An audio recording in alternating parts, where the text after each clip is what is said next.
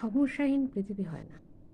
প্রত্যেকের জীবনেই কম বেশি অনেক সমস্যা, নানা রকম। কারো আর্থিক, মানসিক, শারীরিক, যে যার চিন্তায় ব্যতিব্যস্ত। প্রতিটা দিন, প্রতিটা মুহূর্ত আমরা প্রত্যেকে চলেছি সংগ্রাম করতে, চলেছি বেঁচে থাকার লড়াই।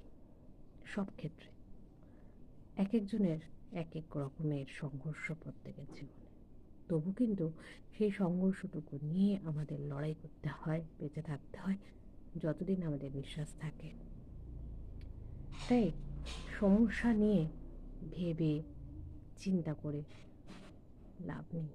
সমস্যা আসবে, সমস্যাকে ফেস করতে হবে, সেখান থেকে আবার বেরোতে হবে। তার জন্য দরকার সহনশীলতা। মাঝে মধ্যে সত্যি আমাদের সহনশীলতা থাকে না, সহনশীলতা হারিয়ে যায়।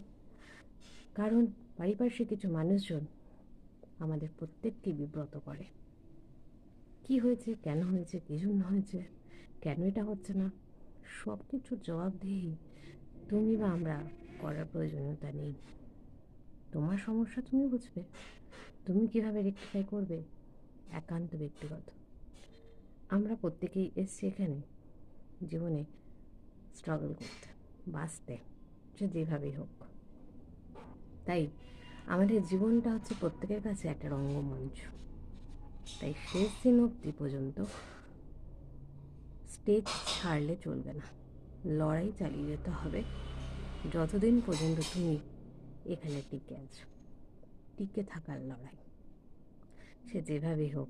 সবার জীবন স্মুথ নয়, কারোর এবড়ো খেড়বো, কারোর বাঁকা, কারোর সোজা, কারোর কাছে সহজলভ্য, কারোর কাছে কঠিন। এটাই বাস্তব।